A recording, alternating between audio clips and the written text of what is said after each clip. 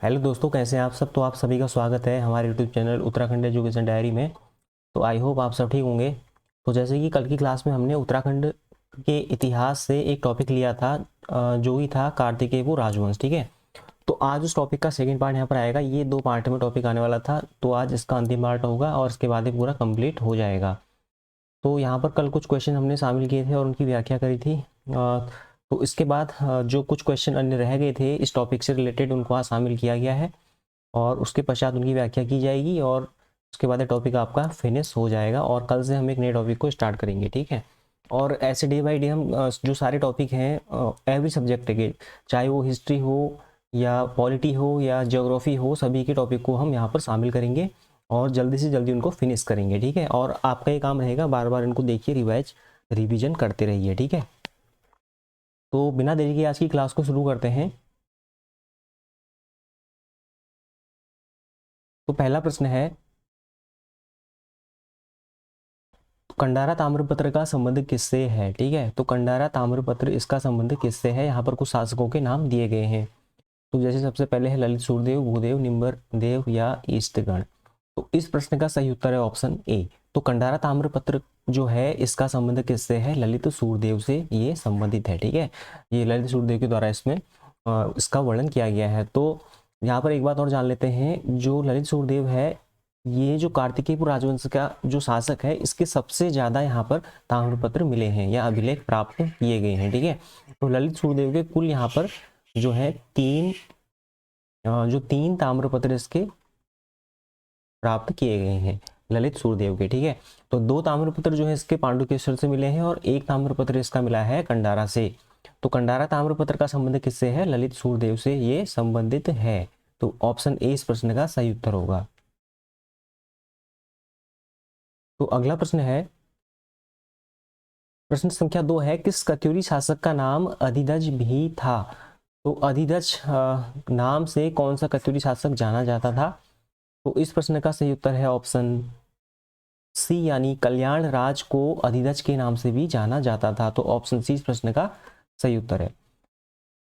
तो कल्याण राज जो कार्तिकेयपुर राजवंश की जो 3 शाखाएं हमने पढ़ी थी, 3 परिवार पढ़े थे, जैसे कि कल भी हमने इसके बारे में जाना था। तो जो प्रथम परिवार था बसंत देव ने जिसकी स्थापना करी थी, तो बसंत देव के बाद जो नंबर था खरपर देव का था, खरपर देव के बाद जो नंबर आया था वो कल्याण राज का था। ठीक है, तो ये 3rd नंबर पे कल्याण राज थे। तो इनको अधिदज के नाम से भी जाना जाता है, किस नाम से, अधिदज। ठीक है, और कल्याण राज की जो पत्नी थी उनका नाम था लद्धा देवी। ठीक है, तो इस तरह से इस प्रश्न का जो सही उत्तर ऑप्शन सी होगा। तो बढ़ते हैं अगले प्रश्न की ओर। तो क्वेश्चन नंबर 3 है, त्रिभुवनराज के किस शिलालेख से जानकारी मिलती है कि कार्तिकेयपुर राजवंश का संस्थापक वसंत देव था। तो यहाँ पर एक क्वेश्चन जो अभिलेखों से रिलेटेड क्वेश्चन है, काफी इंपॉर्टेंट रहते हैं। ठीक है, अभिलेख कहाँ से मिले, किस राजा के बारे में बताते हैं, तो और अभिलेख की भाषा कौन सी है। तो ये 3 तरह के क्वेश्चन इनसे पूछे जाते हैं बार बार। तो यहाँ पर जो प्रश्न है, त्रिभुवनराज का जो शिलालेख है, तो उसमें उसने बताया है कि जो कार्तिकेयपुर राजवंश था इसका संस्थापक कौन था, बसंत देव था। ठीक है, तो ये कौन से शिलालेख में उन्होंने ऐसा बताया है। तो इस प्रश्न का सही उत्तर ऑप्शन ए है। तो जो बागेश्वर शिलालेख है, बागेश्वर से प्राप्त हुआ है एक शिलालेख। ठीक है, कहाँ से प्राप्त हुआ है, बागेश्वर से जो शिलालेख प्राप्त हुआ है, इसमें त्रिभुवनराज ने बताया है कि जो बसंत देव थे ये इस वंश के संस्थापक थे। तो जो बागेश्वर शिलालेख किसका है, त्रिभुवनराज का है, और इसमें किसके विषय में जानकारी दी गई है कि बसंत देव इस वंश के संस्थापक थे। और इसके अतिरिक्त जो पांडुकेश्वर ताम्रपत्र है या पांडुकेश्वर ताम्रपत्र अभिलेख है, जैसे ये भी ऊपर हमने डिस्कस किया था कि ये किससे रिलेटेड है, ये ललित सूर्यदेव से रिलेटेड है, ललित सूर्यदेव से। ठीक है, इसके अतिरिक्त इसमें पांडुकेश्वर ताम्रपत्र में जो 2 अन्य शासकों के नाम भी आए हैं उसको आगे हम डिस्कस करेंगे। तो कुल मिलाकर पांडुकेश्वर जो ताम्रपत्र है इसमें यहाँ पर ये इसमें 4 मिले हैं। ठीक है, पांडुकेश्वर जो मंदिर है ना, यहाँ से कितने ताम्रपत्र मिले हैं, 4 मिले हैं। तो आगे इसकी हम डिस्कस अभी करेंगे, डिटेल में व्याख्या भी करेंगे। तो यहाँ पर जो इस प्रश्न का सही उत्तर ऑप्शन ए है, बागेश्वर के शिलालेख में बसंत देव को इस वंश का संस्थापक बताया गया है, किसके द्वारा, त्रिभुवन राज के द्वारा। तो नेक्स्ट क्वेश्चन है, क्वेश्चन नंबर 4 है, किस कत्यूरी शासक को स्वर्ण दान दाता भी कहा गया है। तो सोने का दान देने वाला अर्थात स्वर्ण दानदाता, ठीक है, ये उपाधि किस कत्यूरी शासक को यहाँ पर दी गई थी? तो इस प्रश्न का जो सही उत्तर है वह है ऑप्शन ए, यानी देसठ देव को ही स्वर्ण दानदाता के नाम से भी जाना जाता है, अर्थात ये सोने का दान दिया करते होंगे अपने टाइम पे, ठीक है।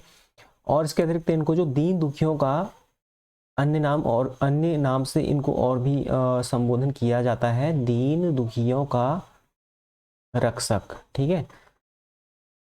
तो इससे पता लगता है कि दीन दुखियों का रक्षक अर्थात ये काफ़ी दयालु प्रवृत्ति के रहे होंगे और इस स्वर्ण का भी दान दिया करते थे। तो इनका नाम क्या था? देसठ देव। देसठ देव कौन से परिवार से रिलेटेड थे आपको पता होगा, जैसे कल हमने डिस्कस किया था।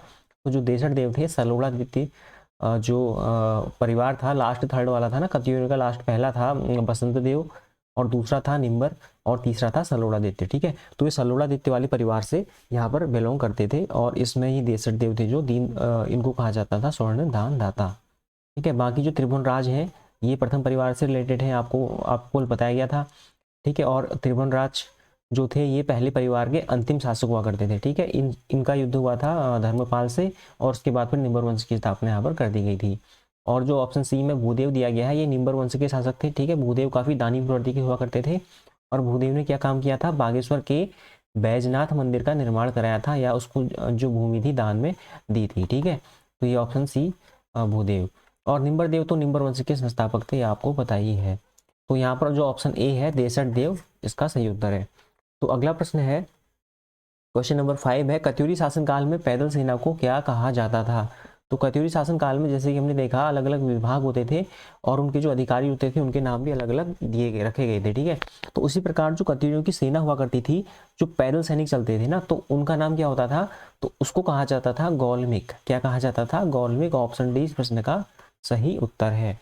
और इसके अतिरिक्त यहाँ पर जो इनकी सेना होती थी उसमें तीन तरह की सेना होती थी सेना में। तो जैसे सबसे पहले जो हाथियों की होती थी ना, जिसमें हाथी होते थे, और दूसरा अश्व वाली सेना होती थी, घोड़ों इसमें मतलब घोड़ों का उपयोग किया जाता था, और जो तीसरी सेना होती थी ऊँटों का उपयोग किया जाता था, ठीक है। तो हाथी वाली जो सेना होती थी उसको कहा जाता था हस्ती बलाधिकृत। क्या कहा जाता था? हस्ती बलाधिकृत, ठीक है। बाकी इसमें जो सारे नाम है ना संस्कृत में लिखे गए हैं। देखिए हाथी को हस्ती कहा जाता है और जो पीछे बलाधिकृत वर्ड है ये तीनों में आएगा। देखिए अश्व को संस्कृत में अश्व ही कहा जाता है, तो अश्व सेना का नाम क्या हो जाएगा? अश्व बलाधिकृत। ऊंट को संस्कृत में उष्ट्र कहा जाता है, तो उष्ट्र बलाधिकृत, ठीक है। तो बस इनके संस्कृत नाम आपको याद रखने हैं। तो यहाँ पर क्वेश्चन के अकॉर्डिंग जो सही आंसर हो जाएगा ऑप्शन डी, यानी गौलमिक कहा जाता था पैदल सेना को, ठीक है। तो अगला प्रश्न है, क्वेश्चन नंबर 6 है, ललित सूर्यदेव को कितने ताम्र अभिलेख मिले हैं? तो जैसे कि हमने अभी डिस्कस किया था, जो ललित सूर्यदेव था इस वंश का सबसे प्रतापी शासक यही रहा था, ललित सूर्यदेव, ठीक है। तो इसके यहाँ पर कुल मिलाकर 3 ताम्रलेख प्राप्त हुए हैं। कितने? 3, ठीक है। तो 3 ताम्रलेख इसके प्राप्त हुए हैं। कौन से? 2 + 1 करके हम इसको लिखेंगे। तो 2 तो इसके पांडुकेश्वर से प्राप्त हुए हैं। पांडुकेश्वर जो जोशीमठ के इलाके में पड़ता है, पांडुकेश्वर मंदिर जोशीमठ में उपस्थित है, ठीक है, स्थित है। तो पांडुकेश्वर से कितने शिलालेख मिले हैं ललित सूर्यदेव के? 2, और 1 कहाँ से मिला है? कंडारा से मिला है, ठीक है। तो कुल मिलाकर इसके 3 अभिलेख मिले हैं, जो इस वंश के शासकों के पाए जाने वाले अभिलेखों में सबसे ज्यादा है, ठीक है। तो 3 अभिलेख मिले हैं ललित सूर्यदेव के, तो इसलिए यहाँ पर ऑप्शन सी इस प्रश्न का सही उत्तर है। अगला प्रश्न है, क्वेश्चन नंबर 7 है, क्षेत्रपाल नामक अधिकारी का क्या कार्य होता था? तो कत्यूरी शासन व्यवस्था में जो क्षेत्रपाल नामक अधिकारी होता था उसका काम क्या होता था? तो इस प्रश्न का सही उत्तर ऑप्शन सी है, यानी कृषि की उन्नति करना, ठीक है। क्षेत्रपाल, अब देखिए कत्यूरी शासन व्यवस्था मतलब काफी अच्छी शासन व्यवस्था थी, तो इसमें अलग अलग लोगों को अलग अलग कार्य का यहाँ पर जिम्मा सौंपा गया था। तो जैसे कि कृषि की उन्नति करने का जो जिम्मा सौंपा गया था ना, तो वो सौंपा गया था किसको? क्षेत्रपाल को ही सौंपा गया था ये जिम्मेदारी। तो इनका नाम क्या था? क्षेत्रपाल इनका नाम था। और क्षेत्र की रक्षा या सीमाओं की रक्षा करने वाले को क्या कहा जाता था? जैसे कल भी हमने इस बात को डिस्कस किया था, अगर आपको याद होगा, तो क्षेत्र की रक्षा करने वाले को या सीमाओं की रक्षा करने वाले को कहा जाता था प्रांतपाल। तो क्या कहा जाता था? प्रांतपाल। कर एकत्र करने वाले को क्या कहा जाता था? तो ये भी इंपोर्टेंट हो सकता है। कर एकत्र करने वाले को कहा जाता था सॉल्किक। क्या कहा जाता था? सॉल्किक, ठीक है। तो इन सभी को आप याद रखेंगे। तो यहाँ पर क्वेश्चन के अकॉर्डिंग जो सही आंसर है वो है ऑप्शन सी, यानी कृषि की उन्नति करना किसका काम होता था? क्षेत्रपाल नामक अधिकारी का यह मुख्य कार्य होता था। तो ऑप्शन सी इस प्रश्न का सही उत्तर है। तो इस तरह से यहाँ पर जो क्लासें हैं हमारे द्वारा डेली लाई जाएंगी और आपको इन क्लासों को देख के किस तरह से आपको यहाँ पर अगर आपको इसका लाभ होता है तो हमें कमेंट में लिखकर जरूर बताइए। और आगे भी इस तरह की क्लासें डेली यहाँ पर कंटिन्यू रखी जाएंगी और प्रत्येक टॉपिक के साथ यहाँ पर आपको क्लास उपलब्ध कराई जाएगी। ठीक है, तो हमें कमेंट में लिखकर ज़रूर बताइए। इससे हमको एक तरह से मोटिवेट भी मतलब हमको एक मोटिवेशन भी मिलेगा और इससे हम नई नई क्लास बनाने के लिए आगे प्रयास करेंगे। ठीक है, तो ठीक है, अगले क्वेश्चन की ओर बढ़ते हैं। क्वेश्चन नंबर 8 है, किस कार्तिकेयपुर शासक को परम बुद्ध श्रवण रिपु भी कहा जाता था? ठीक है, तो कल की क्लास में भी हमने थोड़ा बहुत इस बारे में डिस्कस किया था। तो परम बुद्ध श्रवण रिपु का मतलब होता है ना बौद्ध धर्म का नाश करने वाला। ठीक है, तो यानी ऐसा कार्तिकेयपुर शासक, ऐसा कत्यूरी शासक जो बौद्ध धर्म का शत्रु था, बौद्ध धर्म का शत्रु करने वाला ऐसा कौन सा कार्तिकेयपुर शासक था? तो इस प्रश्न का सही उत्तर है ऑप्शन डी यानी भूदेव। ठीक है, तो भूदेव जो था वह बौद्ध धर्म का शत्रु था। ऐसा कहा जाता है कि इसने बौद्ध धर्म से रिलेटेड कई सारी चीज़ों को यहाँ पर का विनाश किया था और उन बौद्ध धर्म को मानने वाले लोगों पर अत्याचार भी काफ़ी ज़्यादा किया गया था। ठीक है, क्यों? क्योंकि जो भूदेव था यह कौन से धर्म को मानता था? यह शैव धर्म को मानता था। कौन से धर्म को? शैव धर्म को। ठीक है, तो इसलिए इस प्रश्न का यहाँ पर जो सही उत्तर है वह हो जाएगा ऑप्शन डी। अब भूदेव शैव धर्म को क्यों मानेगा? क्योंकि कल एक घटना हमने पढ़ी थी, जो आदिगुरु शंकराचार्य थे जो केरल से यहाँ उत्तर भारत में सिर्फ और सिर्फ इसलिए आए थे क्योंकि वे उत्तर भारत में हिंदू धर्म को पुनरुत्थान करना चाहते थे, क्योंकि यहाँ पर जो बौद्ध धर्म का प्रभाव बढ़ने लग गया था, हमने पढ़ा था। तो इसलिए भूदेव जो था वह शैव धर्म का यहाँ पर शैव धर्म को मानने वाला था और इसलिए वह बौद्ध धर्म का शत्रु के नाम से जाना जाता है। तो ऑप्शन डी इस प्रश्न का सही उत्तर है।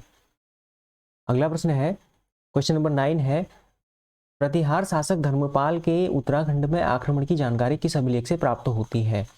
तो जो प्रतिहार शासक धर्मपाल था ये कहाँ का शासक था? ये बंगाल का शासक था और यह उत्तराखंड में इसने आक्रमण किया था। ठीक है, तो उत्तराखंड में जब इसने आक्रमण किया था तो किस के टाइम पीरियड में इसने आक्रमण किया था ये भी पता होना चाहिए। तो इसने जो प्रथम परिवार था कार्तिकेयपुर राजवंश का, उसका नाम था त्रिभुवन राज। ठीक है, त्रिभुवन राज के टाइम पे इसने आक्रमण किया था और ऐसा माना जाता है कि कहीं ना कहीं इस आक्रमण में त्रिभुवन राज को काफ़ी ज़्यादा क्षति हुई और इसी का लाभ उठाकर निम्बर ने निम्बर वंश की स्थापना यहाँ पर कर दी थी। ठीक है, तो यहाँ पर जो मेन क्वेश्चन है कि धर्मपाल के उत्तराखंड में आक्रमण की जानकारी किस अभिलेख से प्राप्त होती है? तो इस प्रश्न का सही उत्तर ऑप्शन सी है, यानी जो नालंदा अभिलेख है। कौन सा अभिलेख? नालंदा अभिलेख। ठीक है, तो इससे धर्मपाल के उत्तराखंड में आक्रमण की जानकारी हमको प्राप्त होती है। तो ऑप्शन सी इस प्रश्न का सही उत्तर है।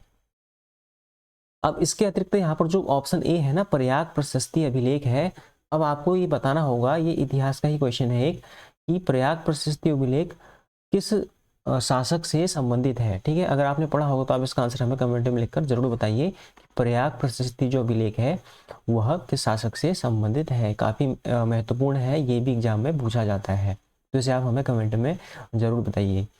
और इसके अतिरिक्त जो काल से अभिलेख है इसका आप सभी को पता ही होगा। तो काल से अभिलेख कहाँ से प्राप्त हुआ है? देहरादून के इलाके से प्राप्त हुआ है।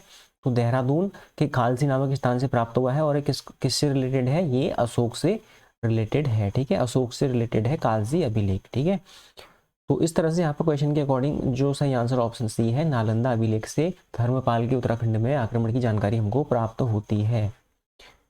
तो अगला प्रश्न है, क्वेश्चन नंबर 10 है, कत्यूरी शब्द का सर्वप्रथम प्रयोग किसने किया था? ठीक है, तो कत्यूरी शब्द का जो सर्वप्रथम प्रयोग किया था जो इतिहासकार थे, काफी प्रसिद्ध इतिहासकार थे, तो उनका नाम क्या था? तो इस प्रश्न का सही उत्तर ऑप्शन बी है। ठीक है, तो एटकिंसन थे जो अंग्रेजी इतिहासकार थे, उत्तराखंड के इतिहास में इनकी विशेष रुचि थी, तो इनके द्वारा यहाँ पर काफी पुस्तकें भी लिखी गई हैं। ठीक है, तो एटकिंसन के द्वारा ही क्या किया गया था? कत्यूरी शब्द का सर्वप्रथम प्रयोग किया गया था इस वंश के लिए, जो कार्तिकेयपुर राजवंश था ना, इसके लिए कत्यूरी शब्द का सबसे पहला प्रयोग एटकिंसन के द्वारा ही किया गया था। एटकिंसन की एक बहुत फेमस बुक भी है। ठीक है, तो एटकिंसन की जो कौन सी फेमस बुक है उसका नाम है गढ़वाल गजेटियर।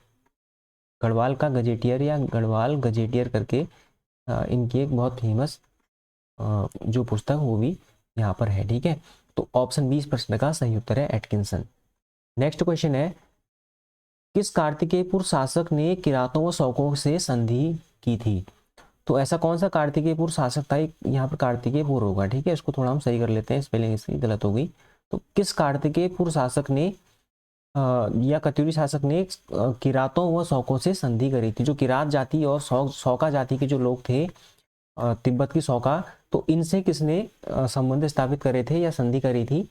तो इस प्रश्न का जो सही उत्तर है वह है ऑप्शन जो है सी, यानी त्रिभुवन राज ने। किसने ये काम किया था, त्रिभुवन राज। जो प्रथम परिवार का अंतिम राजा त्रिभुवन राज था, उसने क्या किया था, शौकों व किरातों से संधि की थी, ठीक है।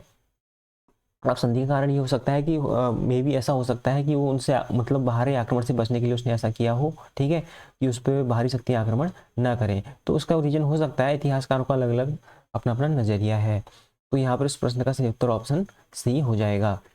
तो नेक्स्ट क्वेश्चन है, किस शासक ने बद्रीनाथ मंदिर हेतु भूमि दान में दी थी। तो काफी इंपोर्टेंट क्वेश्चन है, ये एग्जाम में पूछा भी जाता है कई बार कि वह कौन सा शासक था जिसने बद्रीनाथ मंदिर हेतु भूमि दान में दी थी। अब यहाँ पर देखिए, जो सबसे पहला शासक बसंत देव था, इसने तो नरसिंह मंदिर का निर्माण कराया था, जो बागेश्वर में नरसिंह मंदिर का निर्माण कराया था, ठीक है। सॉरी, जोशीमठ में कराया था इसने नरसिंह मंदिर का निर्माण। और भूदेव ने बैजनाथ मंदिर का निर्माण कराया था। किसका, बैजनाथ मंदिर का निर्माण कराया था बागेश्वर में जो उपस्थित है। और निम्बर के विषय में ऐसा कुछ मंदिर निर्माण वाली बात हमने यहाँ पर पता नहीं चली है। और बसंत देव ने नरसिंह मंदिर का निर्माण कराया था, ठीक है। अब यहाँ पर एक ही ऑप्शन बचता है, ललित सूर्यदेव। तो ललित सूर्यदेव जो था उसने बद्रीनाथ मंदिर हेतु भूमि दान में दी थी, ठीक है। तो ऑप्शन 20 प्रश्न का यहाँ पर सही उत्तर हो जाएगा। तो किसने जो भूमि दान में दी थी, तो इनका नाम है ललित सूर्यदेव, ठीक है, जो इस वंश के सबसे प्रतापी शासक हुआ करते थे और इनके सबसे ज्यादा ताम्र अभिलेख भी इन्हीं के प्राप्त हुए हैं अभी तक। तो ललित सूर्यदेव ने बद्रीनाथ मंदिर हेतु भूमि दान में दी थी। तो ऑप्शन 20 प्रश्न का सही उत्तर है। तो अगला प्रश्न है, उत्तराखंड में छत्रक युक्त एवं पैगोड़ा प्रकार के मंदिरों का निर्माण किस राजवंश की विशेषता थी। तो ये क्वेश्चन भी इस तरह से हमको पता होना चाहिए कि कौन सी राजवंश में कौन सी जो शैली थी मंदिर निर्माण की वो प्रचलित थी। तो छत्रक युक्त का मतलब होता है जो मंदिर होते हैं इस तरह से, तो मंदिर के जो टॉप का हिस्सा होगा ना, वहां पर इस तरह से छत्र आपको देखने को मिलेगा। तो ऐसे मंदिर जो है, जैसे कि इसका एग्जाम्पल है जागेश्वर के मंदिर, जागेश्वर मंदिर समूह जो अल्मोड़ा में उपस्थित है, वहाँ ऐसे ही मंदिर देखने को मिलते हैं। या वैजनाथ बागेश्वर के मंदिर भी इसी तरह की शैली से बनाए गए हैं। ये सभी मंदिर क्या है, छत्रक युक्त हैं और इनके टॉप में छत होती है और पैगोड़ा प्रकार के होते हैं, ठीक है। लकड़ी और काष्ठ का निर्माण करके इनको बनाया जाता है। तो इस प्रकार के जो मंदिरों की विशेषता थी, ये कार्तिकेयपुर जो राजवंश के शासक थे वो ऐसे मंदिरों का निर्माण करवाते थे। तो ऑप्शन 20 प्रश्न का सही उत्तर है, कार्तिकेयपुर राजवंश की विशेषता होती थी कि ये छत्रक युक्त एवं पैगोड़ा प्रकार के मंदिर बनवाते थे। तो एग्जाम्पल क्या हो जाएगा, जैसे जागेश्वर, ठीक है, जागेश्वर मंदिर समूह और बैजनाथ के जो मंदिर है, ठीक है। तो कत्यूरी ने जितने भी मंदिर बना रखे हैं वो सभी शैली में बनाए गए हैं। तो अगला प्रश्न है, बालेश्वर ताम्रपत्र किस स्थान से प्राप्त हुआ है। तो जो बालेश्वर ताम्रपत्र है, सबसे पहले बालेश्वर मंदिर कहाँ पर स्थित है, ये चंपावत में स्थित है। अब जाहिर सी बात है, बालेश्वर मंदिर चंपावत में स्थित है तो वहीं से ये प्राप्त भी हुआ होगा। तो उसी मंदिर से, बालेश्वर मंदिर से, चंपावत से ताम्रपत्र प्राप्त हुआ है। तो ऑप्शन डी इस प्रश्न का सही उत्तर है, ठीक है। बालेश्वर जो ताम्रपत्र प्राप्त हुआ है यह किस शासक के विषय में है, तो ये किस शासक का है, ठीक है, किस कत्यूरी शासक के से रिलेटेड ये ताम्रपत्र है। तो इसका जो है वह देसठ देव, ठीक है, देसठ देव जो सलोड़ा आदित्य वाली शाखा थी ना, उसका जो शासक था, एक राजा रहा होगा देसठ देव, इसका नाम इसमें इसके नाम पर यह जो ताम्रपत्र है बालेश्वर का हमको प्राप्त हुआ है। तो ऑप्शन डी इस प्रश्न का यहाँ पर सही उत्तर है, ठीक है। तो आज की क्लास को यहीं पर समाप्त करते हैं। तो ये सभी क्वेश्चन हमने कत्यूरी राजवंश से जो रिलेटेड क्वेश्चन थे जो एग्जाम में पूछे जाते हैं, ये सभी हमने यहाँ पर कवर कर लिए और वो भी विद फैक्ट, ठीक है। अब मुझे नहीं लगता है इसके बाद आपका कोई भी क्वेश्चन इस राजवंश से संबंधित कोई क्वेश्चन छूट जाएगा, और इसी तरह के क्वेश्चन एग्जाम में पूछे भी जाते हैं, ठीक है। तो आप इन क्वेश्चन को बार बार देखिए और इसी तरह की क्लास हम बार बार यहाँ पर लाते रहेंगे टॉपिक वाइज, और लेकिन सारी क्लासेस होंगी जो टॉपिक वाइज ही रहेंगी, ठीक है। अब कल से जो नई क्लास आएगी उसमें हम चंद्रवंश के बारे में पढ़ेंगे। तो कत्यूरी राजवंश के बाद जो होगा चंद्रवंश होगा, ठीक है। इस तरह से सारे टॉपिक एक एक करके यहाँ पर कवर किए जाएंगे। और इससे एक फायदा ये होता है ना, एक क्वेश्चन के साथ साथ आपके कई सारे क्वेश्चन कवर हो जाते हैं इसमें, और हमेशा वन डे एग्जाम के लिए क्वेश्चन की फॉर्म में पढ़ने का हमको काफ़ी ज़्यादा फायदा भी मिलता है, ठीक है। और टॉपिक का ऐसा होता है कि अगर आप कोई टॉपिक पढ़ें, एक बार बार टॉपिक को पढ़ें, तो मतलब ज़्यादा टाइम तक वो उसको आप मतलब माइंड पे रहता नहीं हो, लेकिन क्वेश्चन की फॉर्म में बनाने का फ़ायदा होता है कि काफ़ी टाइम तक क्वेश्चन और ऑप्शन देख के आपको थोड़ा सा एक माइंड में हमारे इमेज आ जाती है कि हमने इस क्वेश्चन का आंसर यहाँ पर ये दिया था।